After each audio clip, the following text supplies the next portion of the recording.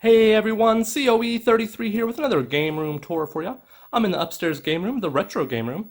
I'm just kind of hanging out. It's a nice day comparatively to the last few days here in Oregon, and I thought this would be a good day to hang out up here. I have a little Shining Force on the Sega Genesis here on the CRT television, and I've got a demo disc running over here on the Dreamcast. And I was actually just curious if this demo disc had an attract mode, but it does not. But it does have kind of this shimmering, I don't know, almost like a vault, underwater vault potentially. I'm not sure what's going on there. But yeah, Sonic Adventure is highlighted right there, so that's cool because that's a great game. And I've got the pinball machine up and running. The LED lights are flashing. And I was playing a little pinball a second ago, so that's always fun. And I'm just up here doing a little organizing, hanging out. And I thought this would be a good time to go ahead and share one of our collections with you. And I actually haven't shared the Sega 32X collection with you since we completed the set. So we did do a Gamer Life vlog when we finally finished that set and we built that little display case. But that was quite a while ago, and we've never actually taken the time to look at the collection in a little more detail. So I thought this would be a good time to do that. So here is our Sega 32X collection. This is every North American Sega 32X game, and there are some exclusive to the PAL region. There's also one exclusive that's exceedingly rare in South America. And there's a couple little variants that you can get. There's a cool spot game that would be nice to pick up. But all in all, as far as the official North American games, we have them all, so that's pretty awesome. And why don't we just get right into it? So Leaf and I built this display once we finished the set, and we went ahead and painted it red and yellow and created little sections for our loose games up top there, and then our complete games on the sides and the middle. We created this little perler art sign that says 32X, and just, a little way to present the collection nice and hang it up on the wall so it looked good in the game room. And I think it turned out pretty well. I definitely like it. And some of our games are complete, some of them are loose, some of them have reproduction boxes, some of them have the real boxes. Eventually, if we come across complete copies of games that we have loose at expos or conventions, we'll definitely go ahead and try to pick those up and upgrade over time. But I'm in no hurry because we have all the games and we can play them, and that's what's most important. So why don't we just get right into it? And we might as well start with the actual console box, which we have over here. Up top on this entertainment center is where we keep our console boxes for the Genesis and some of the accessories. And you can see right there is our 32X box. And we picked that up at a gaming convention, and I believe we picked that up a couple years ago at the Portland Retro Gaming Expo swap meet that they hold in January in Portland, over at the Doubletree Hotel. They have a little swap meet that they do every year, and we got a really good deal on that. And everything was in there, all the cables you need, all the little shield item that you put into the Genesis slot, and then you put the 32X into that. So it was nice to find it complete. And the box is in good shape. It's got a little bit of writing above the X on the left side there, but other than that, it's in really good shape. And for the price, we couldn't beat it. So it's nice to have that up there, nice to have an actual box for the 32X. And the actual console itself is in great shape, and it works really well, and I use it quite often. I enjoy playing on it. It's a lot of fun. I actually like the 32X quite a bit.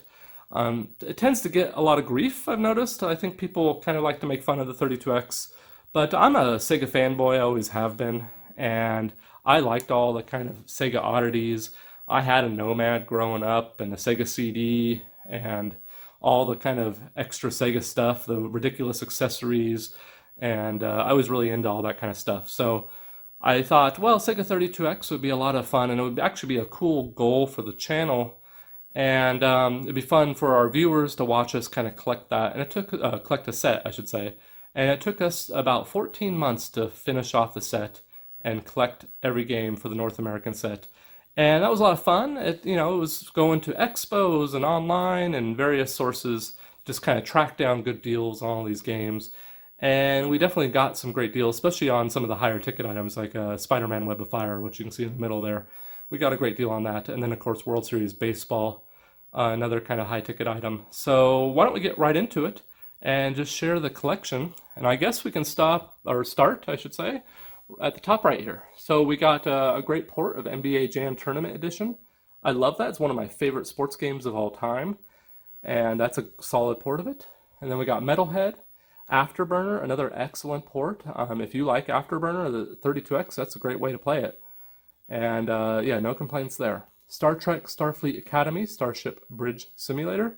Not my personal favorite game, but there's nothing wrong with it. It's just not something I personally enjoy. And then we got Zaxxon's Mother Base 2000. That is a shooter. It's kind of an odd shooter. I've tried to get into it a couple times. It's not my personal favorite, but it does have merit for sure. Space Harrier, this is another excellent port of a great game. I used to play this on the Genesis and an arcade. This port is better than the Genesis port in my opinion. It's awesome, and that's such an awesome game. I love it. And then we got a golf game. We got Fred Couples, 36 Great Holes. And I like golf. I tried to play that though, and it was pretty bad, I thought. But those older golf games don't really hold up that well, in my opinion. And then we got a couple wrestling games. We got WWF Raw, and we got WrestleMania, the arcade game. Now, I actually like playing these older WWF wrestling games, mostly because during that era, I was watching a lot of wrestling. I was actually going to wrestling matches. And all my favorite people, wrestlers from back in the day, you know, Hulk Hogan and Undertaker and all these, Jake the Snake and Roddy Piper and all these guys I used to watch growing up are in these games, so it's fun to play. It's definitely a nostalgia. And then Star Wars Arcade, Cosmic Carnage, and classic Sega Fighter, Virtual Fighter. So moving over here to the left, we've got some sports games, or a sports game up top. We got NFL Club. Below that, we got Shadow Squadron. BC Racers, which is like a kart racing game. It's not particularly good.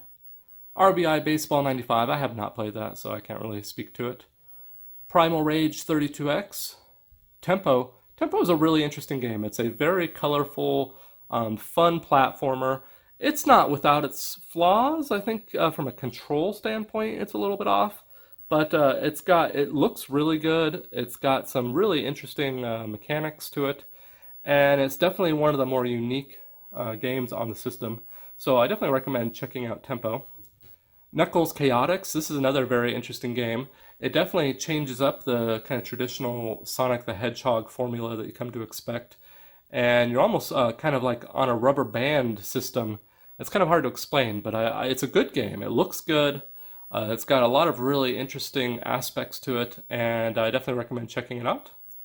We've got Mortal Kombat 2, which is a great port of an awesome game. I used to play that on the Genesis as well growing up, and I always liked it on the Genesis because you had blood. So if you wanted to play on the Super Nintendo, the blood was censored. If you had it on the Genesis, you had blood. And I remember my buddies and we used to play this in the arcade, and then when it came out to home consoles, one of my best friends, he had it on the Super Nintendo and I had it on a Genesis. And of course, I always would give him grief because the Genesis port was better in my opinion. And but we had a lot of fun with both versions and playing a lot of Mortal Kombat 2 back in the day. And then, of course, Brutal Above the Claw, another fighting game. We've got T-Mac. We've got a port of Doom, which is pretty cool to have. Tough Man Contest, which is, there's really nothing that great about that game. It's kind of standard Tough Man. If you've seen those shows back in the day, the Tough Man shows, you know what to expect there. Moving over here in the middle, we have some of the Sega CD 32X combo games, which are pretty interesting oddities for the system. And I really enjoyed the Sega CD back in the day. I like the FMV, the cheesy kind of acting, and especially now going back to it, it's a lot of fun. And I remember when I picked up my Sega CD, just loving it and playing games like Sewer Shark, Night Trap, Cliffhanger, Sonic CD, all these great games on the system that I enjoyed. And, they haven't necessarily held up well, but they're fun to watch now because they're so bad. So they're so bad, they're good. So here we got Supreme Warrior, and then we've got Slam City. This is a Scottie Pippen basketball game. Night Trap, which is nice to have this on the Sega CD 32X. Definitely kind of an oddity. And this is, a lot of you know about Night Trap, obviously. It created quite the wave of controversy when it came out. And it's nice to have a copy of that. And then right here in the middle, we have the rarest of the Sega 32X games, which is The Amazing Spider-Man Web of Fire. And I'm really stoked to have a copy of this. I got a great deal on it. This is a reproduction box, but we do have the original cart and the manual, so that's nice. So all we need to do is track down the cardboard box for this, and it'll be totally complete. And yeah, just it's a rare game. There's not usually a lot of copies floating around there. And if you see them on eBay, they're going to be expensive. So I actually haven't looked it up in a long time, so I don't know if the price has gone up or down. I'm not sure. I'm not really keeping up on those prices at the moment. But it's nice to have it in the collection. And then next to that is probably my favorite game on the system. I really like shmups. And I've actually gotten asked quite a few times, oh, I'm dropping stuff, if there's any good shmups on the 32X. And yes, there is. It's Colibri. Colibri is an excellent game. You are a hummingbird, and you go around these really beautiful environments, and you take down all kinds of insects and different bugs. And it's it's a pretty game to look at. The gameplay is excellent. There are some moments of slowdown that's unfortunate, but you know what? A lot of these games have slowdown, especially from this era. And I don't think that gets in the way, because actually it's not even really noticeable until like the last level when it starts to get really bad. And this is an excellent game. I've played all the way through it. I've actually played it a couple times, and I love it. So I recommend Colibri. This is a great reason to own a SEGA 32X all by itself. That with the quality ports like Afterburner and Space Harrier, and then included with that a couple of solid platformer action games like the ones up here, like Blackthorn is another good reason. That's a great port of that game. I believe there's a Super Nintendo version of that as well. And then next to that is Pitfall, and then another of the kind of rare, sought-after 32X games, which is World Series Baseball starring Deion Sanders.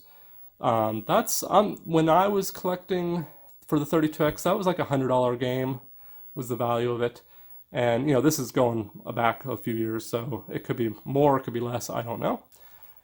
But yeah, nice to have that. It would be good to complete that copy at some point, but it's just so expensive. And then we have Virtual Racing. And last but not least, we have Motocross.